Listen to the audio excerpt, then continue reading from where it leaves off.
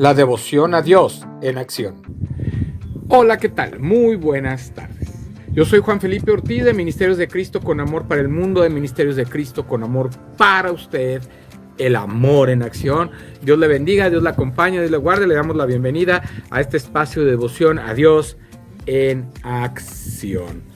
Hoy iniciamos con un nuevo tema, iniciamos con el tema de vistámonos del carácter de Dios. Y pues antes de iniciar, pues queremos darle la bienvenida y también invitarlo a que se una a nuestras redes sociales, allí en YouTube, en Ministerios de Cristo con Amor para el Mundo. Que usted se suscriba a nuestro canal, le dé like y además lo comparta, ¿verdad? Y ponga las notificaciones para que usted pueda estar recibiendo cada vez que hay un video nuevo en nuestro canal. También en Facebook, ¿verdad? Dele seguir, dele enviar una invitación para que usted pueda también ir viendo los contenidos que vamos compartiendo ahí en el canal de Facebook de Ministerios de Cristo, ¿verdad? Vaya también revisando el TikTok, revise también ahí de @juanfelipe.ortizcastro, nuestro Instagram también, y pues también que vaya usted yendo al Spotify, donde se encuentra nuestro podcast de Ministerios de Cristo, donde encontrará temas bastante interesantes y bastante importantes, ¿verdad? Nosotros ahorita, bueno, pues vamos a dar inicio a este nuevo capítulo, el capítulo 5 del libro, tema 5 de nuestro video de este estudio tomado de la devoción a Dios en acción de Jerry Bridges. Vistámonos del carácter de Dios. Vestíos pues como escogidos de Dios, santos y amados, de entrañable misericordia, de benignidad, de humildad, de mansedumbre, de paciencia. Colosenses 3:12. La piedad o devoción a Dios consta de dos características distintas pero complementarias. La persona que debe ejercitarse en la devoción a Dios debe ocuparse de ambas con el mismo vigor. La primera característica consiste en estar centrado en Dios, lo que llamamos la devoción a Dios. La segunda es ser semejante a Dios, lo que llamamos carácter cristiano. El carácter piadoso surge de la devoción a Dios y confirma de forma práctica la realidad de esa devoción. Podemos expresar reverencia hacia Dios, podemos elevar nuestros corazones en alabanza a Él, pero demostramos la realidad de nuestra devoción a través de nuestro sincero deseo de ser como Él es. Pablo quería no solo conocer a Cristo, sino también ser como Él, y se esforzaba con gran intensidad para llegar a esa meta. Hasta aquí, nuestro estudio de la práctica de la piedad se ha centrado en el aspecto de la devoción, estar centrados en Dios. Ahora nos concentraremos en la semejanza con Dios, el cultivo de un carácter divino. ¿Cuáles son las características que distinguen a la persona piadosa? Un buen punto de partida se encuentra en la lista de cualidades que Pablo llama el fruto del Espíritu, Gálatas 5, 22 y 23. Parece obvio, sin embargo, que no era la intención del apóstol limitar las características de ese fruto del Espíritu a esa lista. Cualquier otra característica que la Biblia aconseja para el creyente es también fruto del Espíritu Santo, pues su obediencia es producto únicamente del ministerio del Espíritu en nuestros corazones.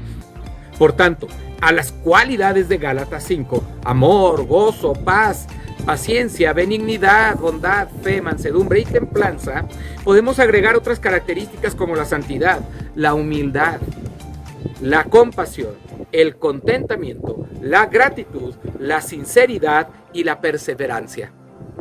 Esta lista de características espantaría a cualquiera y nuestra primera reacción, si somos realistas, probablemente sea decir: no puedo dedicarme a todas ellas. Esto es verdad, si nos limitamos a nuestros propios recursos. Pero esas características son el fruto del Espíritu, el resultado de su obra en nuestro interior.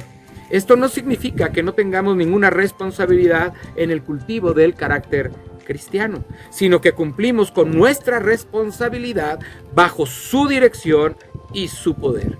Esta dimensión divina, la que logra que el carácter cristiano sea posible, y solamente ella puede librarnos de la frustración y la derrota en nuestros deseos de ejemplificar las características piadosas en nuestras vidas.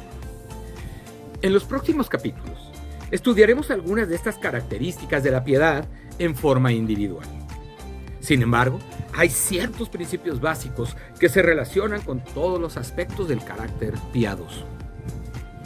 La motivación correcta. El primer principio del carácter piadoso es que la devoción a Dios constituye la única motivación aceptable para las acciones que agradan a Dios. Esta devoción puede expresarse de varias maneras. Puede ser que tengamos un sincero deseo de agradar a Dios o de glorificarle. Puede ser que hagamos o dejemos de hacer alguna acción porque amamos a Dios o porque sentimos que Él es digno de nuestra obediencia. Nuestra motivación puede expresarse de cualquier manera, pero si está centrada en Dios, será el resultado de nuestra devoción a Él y le será aceptable. Desgraciadamente, con frecuencia nuestros motivos son egoístas. En lugar de estar centrados en Dios, queremos mantener nuestra reputación ante los demás o sentirnos bien interiormente.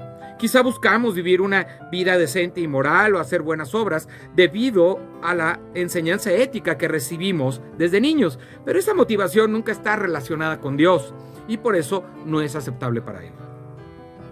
Cuando José fue tentado por la esposa de Potifar, no la rechazó por temor diciendo: si hiciera esto y mi amo se entera, me cortaría la cabeza. No, lo que él dijo fue: ¿cómo pues haría yo este grande mal y pecaría contra Dios? Génesis 39:9. Su motivación para la moralidad estaba centrada en Dios y por eso fue aceptable delante de él. Cuando Dios le ordenó a Abraham que ofreciera a Isaac en sacrificio, estaba probando la motivación de aquel.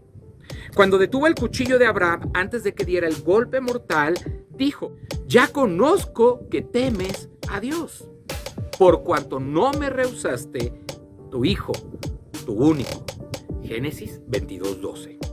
Lo que motivó a Abraham para seguir adelante con aquel supremo acto de obediencia fue el temor de Dios que tenía. Generalmente asociamos la obediencia de Abraham con su fe. La fe le capacitó para ofrecer a Isaac como sacrificio, pero fue el temor de Dios lo que le motivó. Y esta motivación divina fue la que el Señor vio, aceptó y ponderó. Al mirar en el Nuevo Testamento, vemos que se recalca una y otra vez esta motivación divina. Jesús enseñó que toda la ley y los profetas dependen de los dos mandamientos de amar a Dios y amar a nuestro prójimo. Mateo 22, del 37 al 40. Él no solo estaba enseñando que estos dos mandamientos del amor resumen todo el resto de mandamientos más específicos, sino también indicando que los demás mandamientos dependen para su cumplimiento de la motivación del amor. El miedo a las consecuencias puede evitar que cometamos ciertos hechos externos, como el asesinato o el adulterio, pero solo el amor nos guardará de cometer asesinato o adulterio en nuestros corazones. En 1 Corintios, Pablo nos dice que hasta el comer y el beber deben hacerse para la gloria de Dios.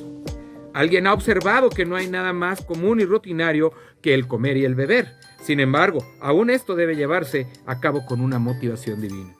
A los esclavos se les exhortaba a obedecer a sus amos terrenales por temor al Señor. Colosenses 3:22. Versión Dios habla hoy. Todos debemos someternos a la autoridad humana por causa del Señor. Primera de Pedro 2:13. Y nuestras relaciones interpersonales, nuestro sometimiento mutuo, deben llevarse a cabo en el temor de Dios. Efesios 5:21. Todas nuestras acciones para ser aceptables a Dios han de ejecutarse con un sentimiento de devoción a Él. La fuente del poder. El segundo principio del carácter piadoso es que el poder para la vida piadosa proviene del Cristo resucitado. Pablo dijo en relación con su ministerio: nuestra competencia proviene de Dios. 2 Corintios 3:5. Y también trabajo, luchando según la potencia de Él, la cual actúa poderosamente en mí. Colosenses 1:29. Asimismo, habló de su capacidad para contentarse en cualquier situación. Todo lo puedo en Cristo que me fortalece. Filipenses 4:13. Es muy probable que Dios, en su llamamiento soberano y en la preparación de Pablo para su tremenda tarea, lo haya dotado con más cualidades nobles y fuerza de carácter que a cualquier otra persona. Pero Pablo siempre atribuyó su fuerza espiritual y sus logros al poder del Señor. Una vez oí decir a alguien: cuando hago algo mal, soy yo el que tiene que cargar con la culpa, pero cuando lo hago bien, es Dios quien recibe el crédito. Esta persona se estaba quejando, pero lo que decía era correcto. Por cierto, no podemos culpar a Dios por nuestros pecados, pero solo Él nos puede dar el poder espiritual para que llevemos vidas piadosas. Así como la fuente del poder para la devoción es Cristo, también el medio para experimentar dicho poder es a través de nuestra relación con Él. Esta verdad es la esencia de la enseñanza de Jesús en cuanto a la vid y los pámpanos en Juan 15. Solamente permaneciendo en Él podremos llevar el fruto de un carácter piadoso. La explicación más útil que he encontrado acerca de lo que significa permanecer en Cristo proviene del teólogo suizo Frédéric Louis Godet. Permaneced en mí expresa el acto continuo mediante el cual el cristiano deja de lado toda cosa que pudiera ganar con su propia sabiduría, su fuerza, su mérito para recibir todo de Cristo. Pablo describe esta relación como vivir en Cristo. En Colosenses 2, del 6 al 7, dice el apóstol: por tanto, de la manera que habéis recibido al Señor Jesucristo, andad en Él, arraigados y sobreedificados en Él y confirmados en la fe. El contexto de esta declaración es que toda la sabiduría y el poder para vivir la vida cristiana se encuentra en Cristo y no en filosofías de hombres y moralismos. Colosenses 2, del 2 al 4 y del 8 al 10. Esto es lo que decía Godet. Debemos dejar de lado cualquier dependencia de nuestra propia sabiduría y fuerza de carácter y recibir todo lo que necesitamos de Cristo por la fe en Él. Esta fe, por supuesto, se expresa concretamente en la oración dirigida a Él. El Salmo 119, del 33 al 37, es un buen ejemplo de una oración de dependencia. Vamos al Salmo 119, del 33 al 37, que dice: Enséñame, oh Jehová, el camino de tus estatutos, y lo guardaré hasta el fin. Dame entendimiento, y guardaré tu ley, y la cumpliré de todo corazón. Guíame por la senda de tus mandamientos, porque en ella tengo mi voluntad. Inclina mi corazón a tus testimonios, y no a la avaricia. Aparta mis ojos, que no vean la vanidad. Avívame en tu camino. Esta relación se mantiene al mirar la gloria de Cristo en su palabra. En 2 Corintios 3:18, Pablo nos dice que mirando la gloria del Señor, somos transformados en la misma imagen. Contemplar la gloria del Señor en su palabra es más que ver su humanidad en los evangelios. Es observar su carácter, sus atributos y su voluntad en cada página de las Escrituras. Y al observarle, al mantener esta relación con Él a través de su palabra, somos transformados más y más en su misma imagen. El Espíritu Santo nos permite manifestar progresivamente los dones del carácter piadoso.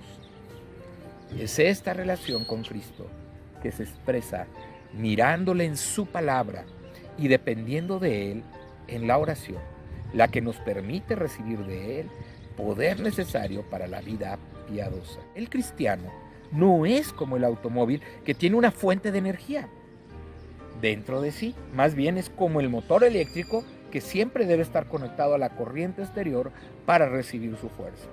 Nuestra fuente de energía es el Cristo resucitado y hemos de permanecer conectados a Él, mirándole en su palabra y dependiendo de Él en oración.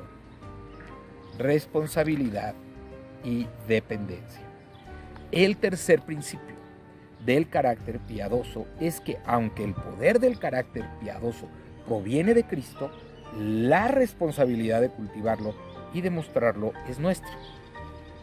Este principio parece ser uno de los más difíciles de entender y aplicar. Un día sentimos de cerca nuestra responsabilidad personal y tratamos de vivir una vida piadosa por la fuerza de nuestra propia voluntad. Pero al día siguiente, comprendiendo la futilidad de confiar en nosotros mismos, entregamos todo a Cristo y abandonamos la responsabilidad que nos corresponde según la Biblia. Debemos aprender que la Biblia enseña responsabilidad total y dependencia total en todos los aspectos de la vida cristiana.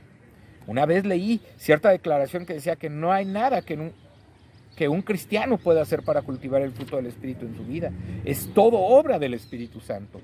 Y sentí que dicha declaración no presentaba un equilibrio cabal de las verdades escriturarias. Busqué, por tanto, una concordancia para ver algunos pasajes que se refieran a una o más de las características que aparecen en la lista del fruto del Espíritu en Gálatas 5. Para cada una de las características encontré uno o más pasajes que nos mandan manifestarla. Se nos ordena amar, regocijarnos, vivir en paz entre nosotros. Estos mandamientos son responsabilidad nuestra. Ya hemos visto que Timoteo era responsable de ejercitarse para la piedad. Debía buscar activamente la misma. Cuando Pablo describe su propia búsqueda de una vida santa, utiliza verbos vigorosos como prosigo o extendiéndome. Filipenses 3, del 12 al 14. Estas palabras pintan el cuadro de un esfuerzo intenso de parte del apóstol y comunican con fuerza el sentimiento de Pablo acerca de la responsabilidad personal. La solución a estas declaraciones aparentemente contradictorias de que somos totalmente responsables y totalmente dependientes se encuentra en Filipenses 2, 12 y 13, que dice: Por tanto, amados míos, como siempre habéis obedecido, no como en mi presencia solamente, sino mucho más ahora en mi ausencia. Ocupaos en vuestra salvación con temor y temblor, porque Dios es el que en vosotros produce así el querer como el hacer por su buena voluntad. Comentando este pasaje, el profesor Jack J. Mueller dice: el creyente está llamado a la autoactividad, a la búsqueda activa de la voluntad divina, a la promoción de la vida espiritual en su interior, a la comprensión de los valores de la vida cristiana y la aplicación personal de la salvación. Si nos detuviéramos aquí, parecería que estamos limitados a nuestros propios recursos, nuestra propia fuerza de carácter y de voluntad. Pero Pablo no se detiene en nuestra responsabilidad, sino que dice: porque Dios es el que en vosotros produce.